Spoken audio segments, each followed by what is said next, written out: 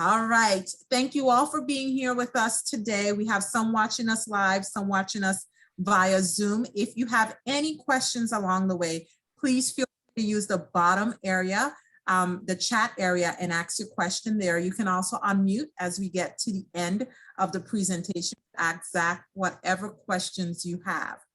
Before I turn it over to Zach, I just want to quickly introduce myself for those of you who may not know me.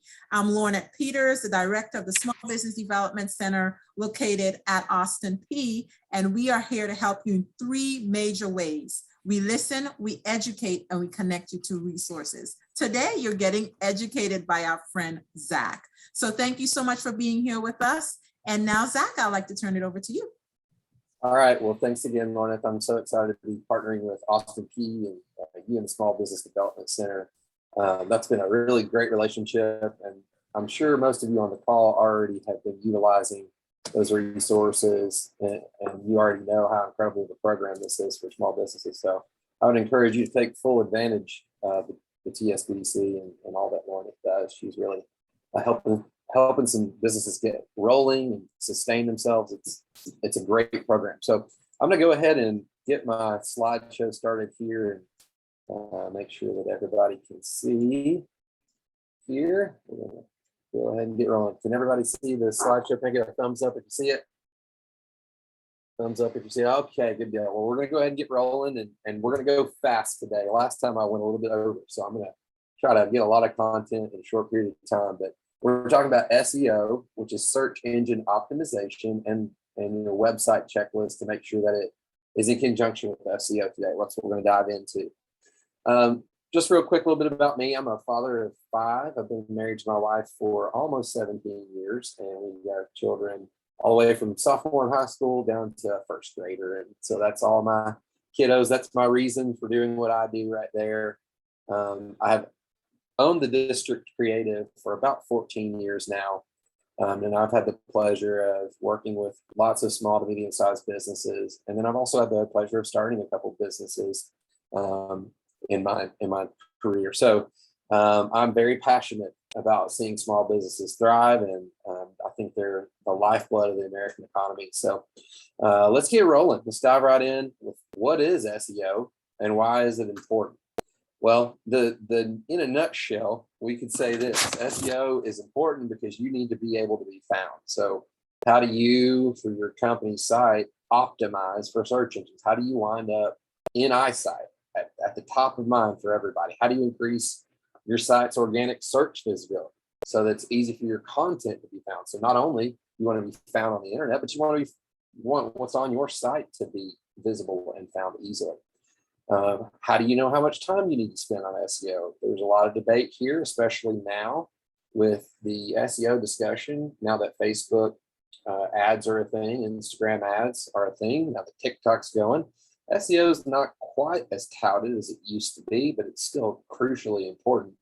And then how do you differentiate good SEO advice from bad or harmful SEO advice? Because there's a lot of advice and opinion floating around out there on SEO. So let's ask what actually works. What actually works for SEO? Because there's lots of factors that go into it. And I'm going to give you a few. And this is certainly not a comprehensive list. There's a lot here that I just don't have time to cover, but I wanted to hit the high points. The first thing I want us to realize is that Google is responsible for most of the search engine traffic in the world.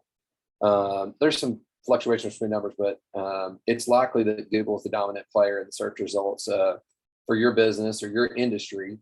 And really, if you kind of focus on best practices for site positioning in Google, it's going to rank really well in other search engines too. So Bing is growing in popularity, and it's something to look at. But again, if you do search engine optimization and you're kind of nailing Google's formula and their secret sauce, you're going to look pretty great in other search engines as well. So what's Google looking for? They're looking for pages that contain high quality, relevant information about the searcher's query. So it's concise, it's pointed, it's rich information. And what Google actually will do is they'll do what's called crawling. So that means they're just basically reading electronically your website, and they're deciding whether or not that content is relevant to what the searcher's looking for. And that's based on what? It's based on keywords. And so you're probably familiar with the word keyword, and we're going to go into that a little bit more in detail, but keywords are the key to making sure your words show up in Google at the top, right?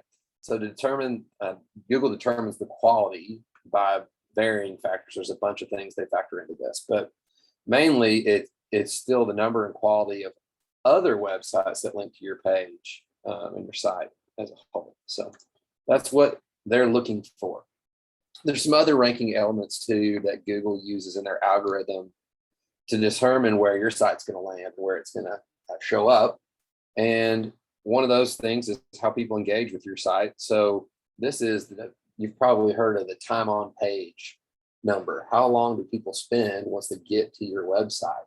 Google's looking at that. They're saying, okay, do people go to their website and click through it? Do they go through a couple links on your own page? Is there captivating information that gets them from page to page within your site? If so, that helps your algorithm, helps Google say, you know what, I should put this in front of people.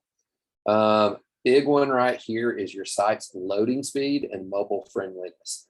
Statistics keep growing rapidly as to the amount of people that actually never see your site on a desktop.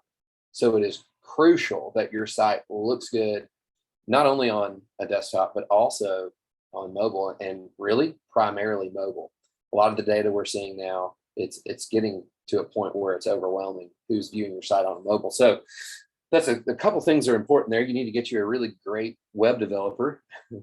If you're developing your own site, you need to be mindful of it, but hire someone if you're developing your website that can build a site for you that looks great, not only on desktop,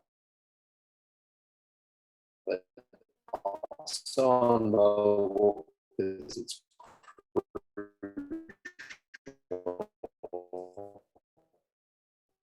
Zach, are you still there? right now.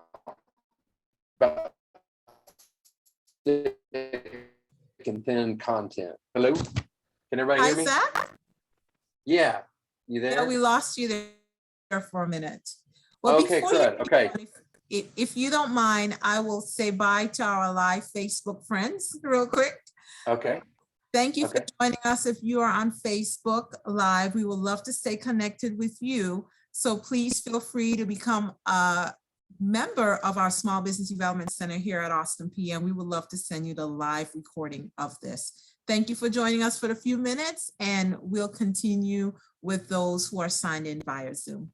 Thank you so much for joining us today. Okay. Thumbs up, everybody. Let's Can repeat hear me? that real quick. Yeah, we lost you there for a minute. Okay. I'm going to go back and say the last point is Google is looking at how much unique content you have. So we're talking about what we call thick and thin content. And what that means is, do you just kind of have little landing pages, or each tab in your page, is there really good content there? Because if they're not, you'll get dinged in Google and in your search results, your search engine optimization, because they're not going to want to direct people to pages with very thin content or repetitive content. So something to stay away from is repeating yourself multiple pages with pretty much the same information. So if you have a contact us page and you have an about us page that's basically contact information, that's not very helpful, and Google's checking that out. Next thing I want to talk about is keyword research. I mentioned keywords a minute ago, and this is a huge, huge component of search engine optimization and making sure your website is handshaking with search engines like it's supposed to. So the first thing that I want to talk about is search volume. This is the first factor that you need to look at. You need to know how many people, if any, are actually even searching a given keyword.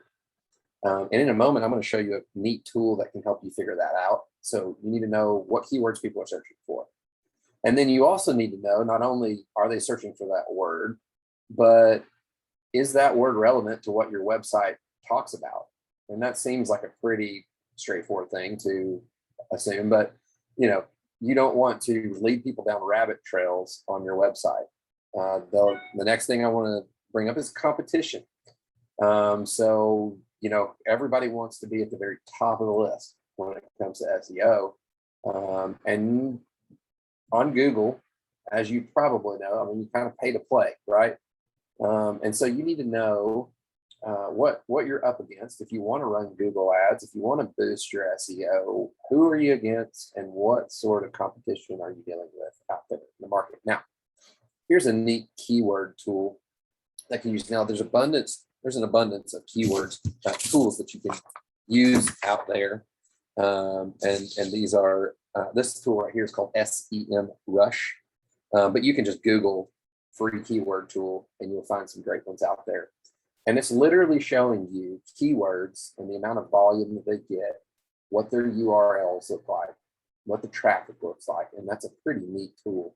It'll tell you about all you need to know. So you're going to use these competitive tools to see what your competitors are ranking for. And you know what? You can steal that. You can say, hey, this is what they're ranking. Here's what's working for them. And I can kind of steal some of those keywords to make sure they show up in my site, to show up in my site description, Google My Business page. You know, these are the same keywords you want to use across the board. So that's a keyword tool. There's a lot of free ones out there to check it out. And literally you just type in most popular keyword, you know, for blue widgets or whatever your product is or your service is.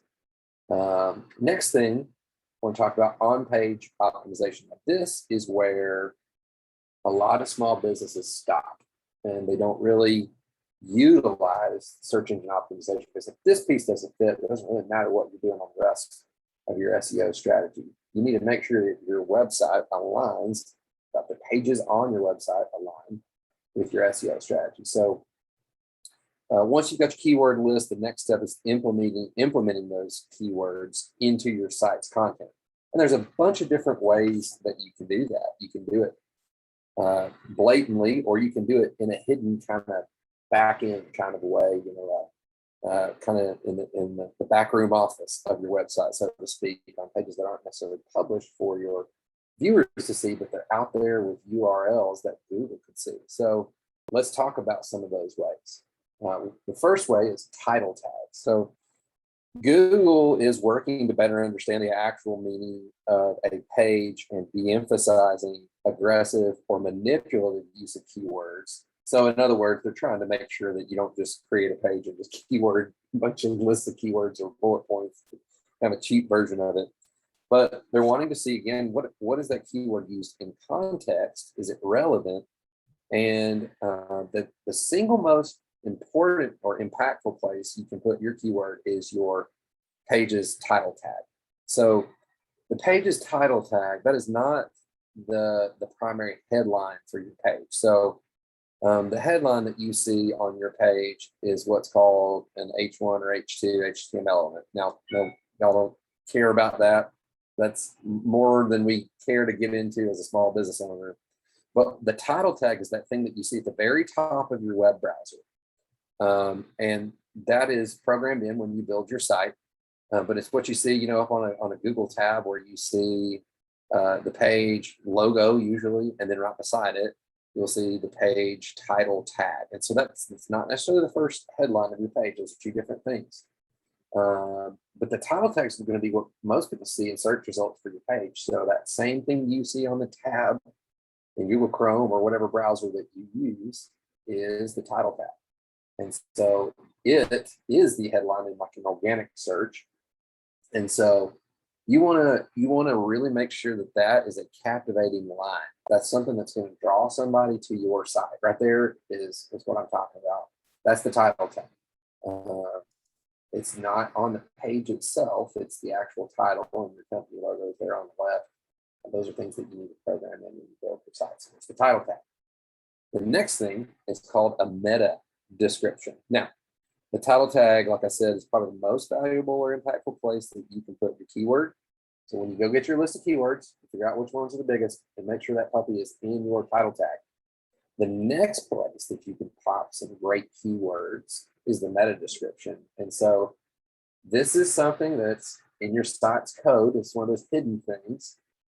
And it's basically like the additional bonus content with this. And so you can put this anywhere on your site. You can do it on a hidden page. You can do it hidden in code. If you're developing your own site, you know, that's something that you know how to do it, or you can talk to your web developer about making sure that this is happening.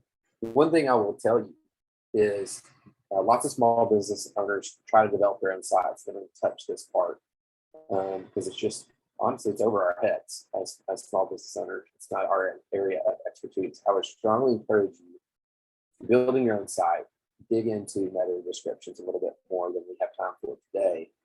But if you're working with a web developer, first of all, hire a web developer that knows about title tags and meta descriptions, and they can help you with your SEO. It's really nice to hire a firm that actually will handle both web development and SEO for you, because they're kind of doing the same job at the same time. They really know your story that way. Just a piece of advice. But yeah, so Google is looking at meta descriptions as well. So it may not always show on Google these things, but these keywords, if they're planted within your site, Google still uses that to build their algorithm out for finding your site. The next thing is the body content. Yes, ma'am? Yeah. Do you mind if we take a little break here and kind of see if anyone has any questions for Zach? Absolutely.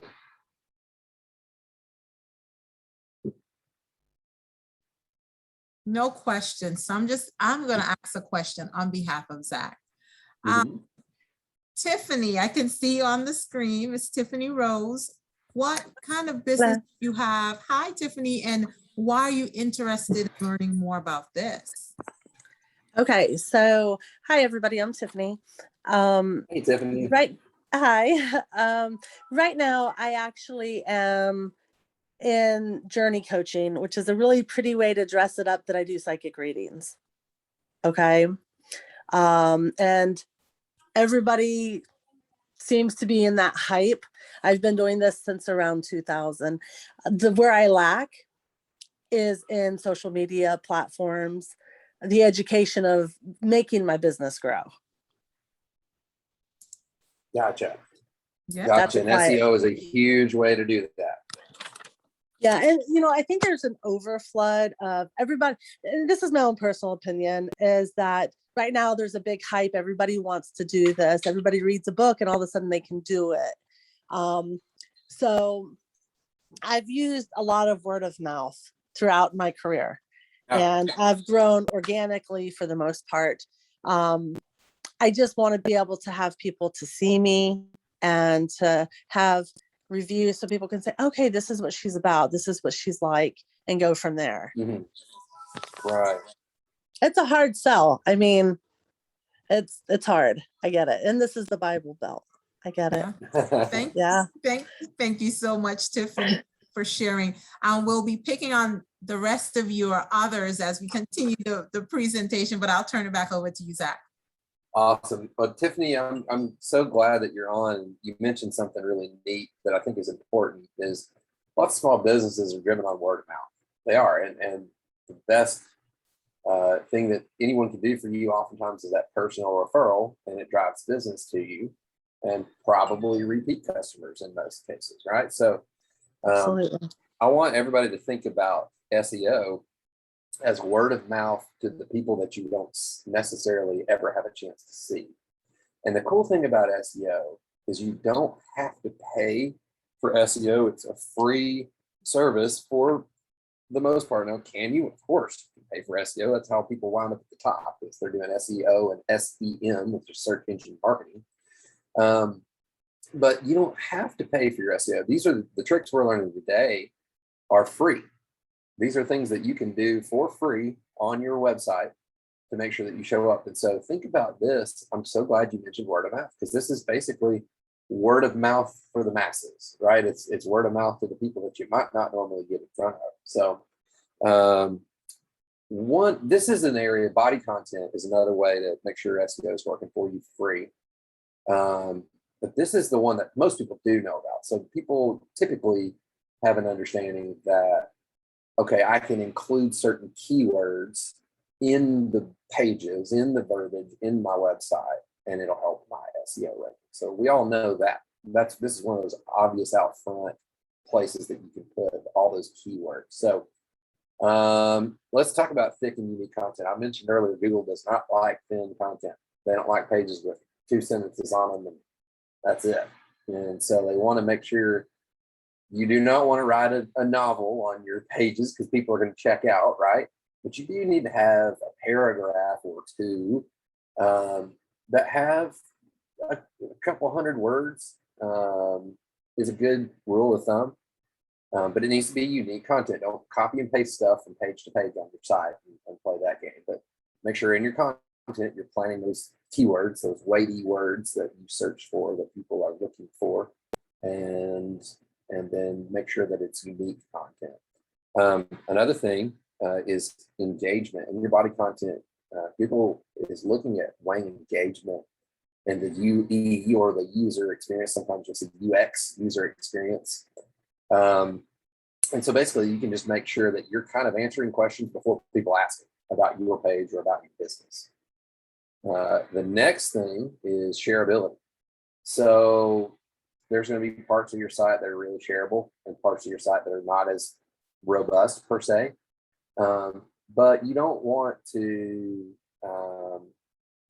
just share empty content. You want to make sure you're providing content that other people would like to share and link. So helpful tips, FYIs. A great thing to include in body content is numeric lists. So, say you're a lawn mowing service. Well, top 3 reasons people hire a lawn service is a great bit of shareable content that somebody can share. So those are just a few. I'm blazing through this in body content, but that's kind of the one that people get right most often. This is including keywords in the body content. The next thing is URL structure. So what this means is, so say your website is www.bluewidgets.com. And then you've got an About Us page. So usually that's bluewidgets.com/about-us or About Us with no that. That's URL structure. So this is important because if you remember that keyword list I showed you a little while ago, it showed all those URLs. If you've got some crazy long URL and your web developer is just throwing out these massive URLs out there, people are not going to copy and paste that, and they're not going to visit as many pages. It just doesn't work in a manner that is conducive to SEO. So as you're building your site, or as your web developer is building your site, make sure all of your sub pages have easy URLs, and it's nice to keep it uniform. So if your site, if you've got an About Us, Contact Us, and our team or whatever, just make sure it's pretty simple. Like bluewidgets.com/ the name of the page is a great way to do it. You don't want to start cramming in a bunch of keywords in there, because people can kind of do the keyword cram thing in their URL and have a huge long URL that's just confusing SEO. So schema and markup. And after this one, I'm going to throw out some options for questions. Schema and markup. This is not something that's necessarily going to make you get to the top in Google currently. Google could change that, they change things all the time. But it does give you a little bit more real estate in the search results. And so you can see that, you guys see that middle ad. What do you notice about the other two? They have stars, they have the Google ranking there. And Tiffany, you even mentioned this earlier. You want people to, share and rate and give you good reviews. And look how that helps in the Google listing, how much more robust that is. So Absolutely. it's certainly similar to ad extension. So if somebody's running a Google ad, it's bold and it looks totally different, it kind of pulls off the same thing. And so you want to get that ranking listed in there. Any questions there? Any questions? Okay, we'll keep rolling along. The next thing I want to talk about, just some additional considerations. Now, this is kind of your common issues. It's kind of your troubleshooting, the things that you're going to run into as you're developing SEO for your site. These are kind of the top things that I've found people ask questions about, or kind of tend to miss if they're not careful. So we talked about this earlier. We talked about mobile, how important it is to have a great mobile site. So there's more of that. It's got to be mobile friendly. But the top thing, page speed, goes with that a lot too. So you don't want to load the front page of your website up with video or something that's going to take something just crazy graphic heavy If you do put video on your front page, embed it and have it shared somewhere else, and just writing code for your front page. So in other words, post it on YouTube or Vimeo or something like that, and then just link the code, embed that code to your front page. Don't host that video on your front page, because that'll slow your site down big time. If you have widgets or other tools plugged into your page, maybe you have a payment calculator or a booking app or something that you're using, it could be a multitude of different plugins. Don't put those on the very front page, because your site's going to load slow and people are going to check out on you. And when I say load slowly these days, I mean, it's not dial up anymore, that speed, but people are judging milliseconds of speed subconsciously. Now we live in a microwave world, right? And people have kind of unfair expectations on page speed, I would say. But it's important to keep that front page nice and clean, good content, but you don't have to go crazy with imagery and videos. Next thing is redirects. Be really careful that you don't have broken or improperly implemented redirects on your site. So don't, if you get in your website and you make modifications, the URL changes, and so you might have broken links on your own site. And something people, including and then Google also notices, is sites that just look broken. When you click on a link on your site, make sure it works. If not, that hurts your SEO ranking. So that's something that people do a lot when they modify their site or add a new product or add a new tab. They'll forget to check their links. So make sure you do that.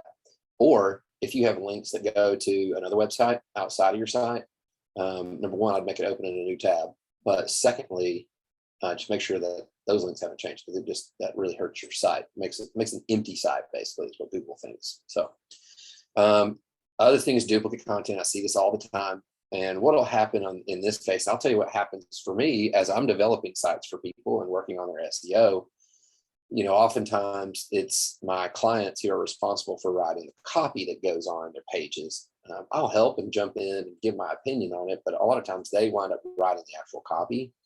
And so if I notice that they're duplicating content, that's something I'll consult with them on and say, hey, let's talk about this in another way so that you don't dilute your site. So just keep that in mind. Again, if you're developing your own site, that's something to keep in mind and to watch out for. Now, this is one, the last one, XML sitemap, is something that a lot of people don't use, but it's a neat thing to do. And there's lots of great tools out there that can actually generate these sitemaps for you. All I got to do is Google XML sitemap generator, and you can pop in a sitemap. And basically, this is the language that search engines use to speak about your sitemap. So it's almost like you get to load up a table of contents for your own website in the back end of search engines. So I would encourage you to do that. It's really quick. You can do it pretty quickly and inject some code and have an XML sitemap pretty quickly with one of these generators. So those are kind of the common issues. And I know this is a lot of information and we blazed right through it. But I hope it gave you a kind of an overview of some things you can be doing on your websites. So I want to open up for questions here and see if you guys have anything. And I've actually got a question for you guys too, once you guys have had a chance to ask questions. I have a question, Zach. Mm-hmm. Mm-hmm. What would you say would be a great platform to use as far as to develop the web page? Yeah, that's a great question. So I will tell you, as a web developer, when I am developing sites for small businesses, my primary platform of choice is Squarespace. I love Squarespace because it's so user-friendly that when I turn the site over to a customer, they can have free reign on it, and it's really user-friendly. And I encourage a lot of my clients when they're starting out to develop in Squarespace, and then also host with Squarespace. And so the cool thing about Squarespace is you can park everything in one place. So WordPress is obviously a really popular one, but it's not that user-friendly. Thank you. Absolutely. And another couple, you guys have probably heard of Wix before. Wix is a good one if you're doing your own thing. But the thing I would encourage you is, of course I'm going to say this because I do this for a living, but I have seen it many, many times. And you kind of see this like in contracting world when somebody's like, well, I'm going to do some of the things on my house. I'll paint my house. I'll lay the hardwood, whatever, instead of paying someone to do it. And you kind of get into it and you realize it's more tedious than you thought. So if you can afford it, I would strongly encourage you to find an affordable web developer that knows this stuff and that can turn the site over to you with a platform like Squarespace.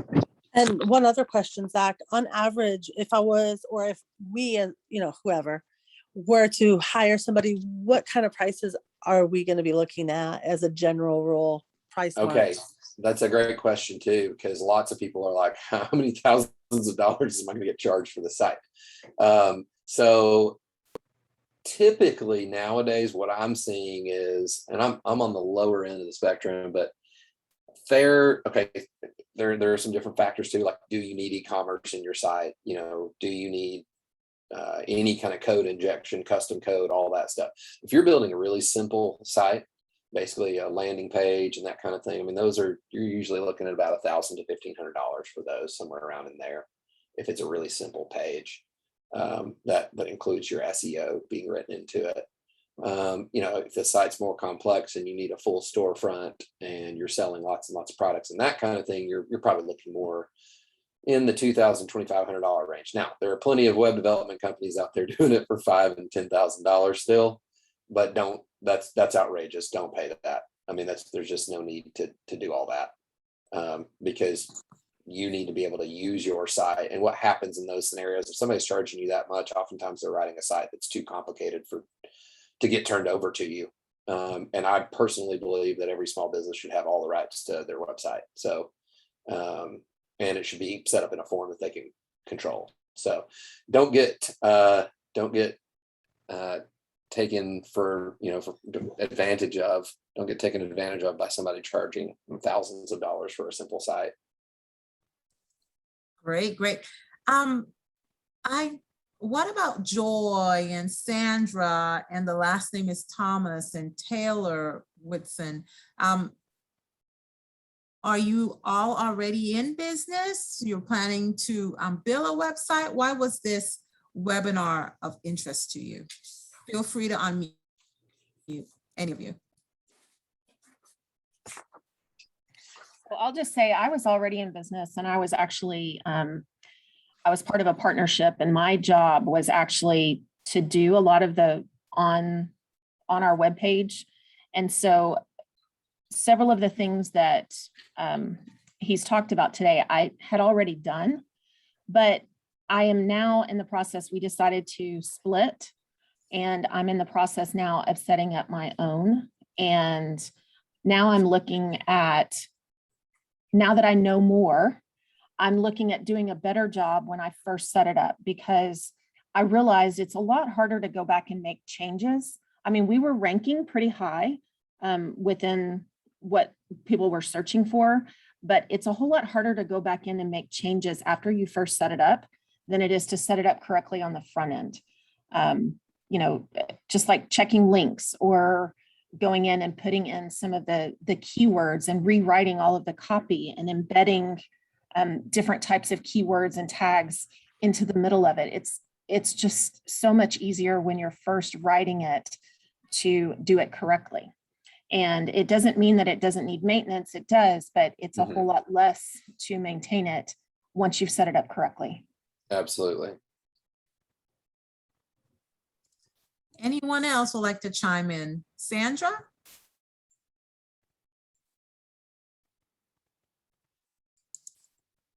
Sandra may not want to chime in. Anyone at all? Well, thank you for the information you provided to us today, Zach.